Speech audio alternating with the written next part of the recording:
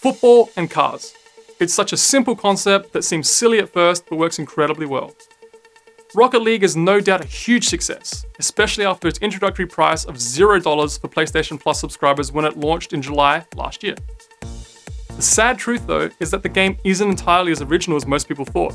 It's the sequel to a 2008 PS3 game.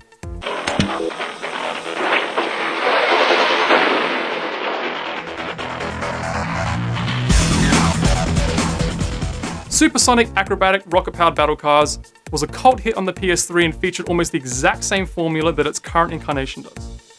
The major difference today is a smoother gameplay experience due to a better optimized game engine, a more stable online network thanks to a sophisticated PlayStation network, and a more focused gameplay experience. The PS3 version has some quirky arenas, including one modeled after a pirate ship, with a similar charm reminiscent of the classic Micro Machine games.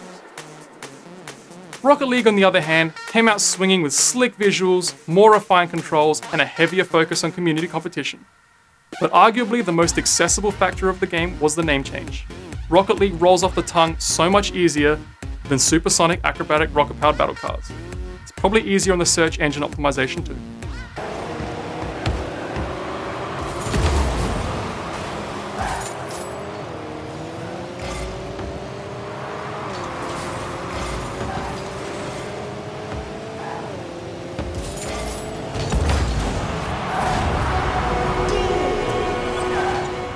As mentioned earlier, getting the game for free for a whole month via PlayStation Plus also gave the game a huge spike in exposure that kicked off an enormous purchase rate when it released on PC that year.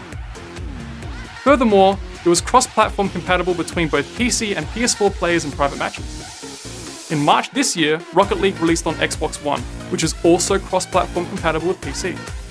Unfortunately, at the moment, players on PS4 can't set up matches with Xbox One users, though that may change as the game's developer Psyonix has revealed they've already done the grunt work on creating compatible systems, and they're just waiting for Sony and Microsoft to shake hands. Psyonix has worked hard to maintain an engaged community, and part of that plan includes creating new content and putting it out for free. Just in the last couple of months, we've seen two literal game-changing modes come out as updates, Puck and Hoops. Puck is Rocket League's version of ice hockey. Whereas the arena's ground in football is covered in grass and has a certain grip to driving, in Puck, the arena features a slippery ice that takes more effort to control braking and turning while chasing after a heavier, flat hockey puck. After playing a few rounds of this ice hockey mode, it's hard to get back into the original football mode where the ball is quite light and bounces all about the place. The latest mode to come out is Hoops, which is a fun take on basketball. And again, a completely different strategy is needed to play the game. While the previous two game modes is all about smashing the ball or puck into an open forward-facing goal, Hoops has two large designated horizontal rings raised above the ground that requires the ball to enter from above. Each team's hoop also has a force-field net curving outward to the ground, preventing the ball from entering the basket from underneath, which makes rocketing skyward and utilizing skillful ball control absolutely paramount for success. Though lucky shots are always a possibility and are what makes the game such fun for newbies. Though the game has only been out for just under a year, Psyonix and Twitch have announced a partnership back in late March for its own esports contest, the official Rocket League Championship Series. European and US teams of 3 will be competing through to late July in the tournament, which is streamed exclusively on Twitch with a grand prize of $75,000 US and the title of first international Rocket League esports champions. In August last year, Major League Gaming hosted its own Rocket League tournament, featuring a pretty fierce contest with the most exciting finals match between teams Cosmic and Urban anyone could have asked for. Little sloppy defense, though, coming from Urban. Not unraveling completely, though.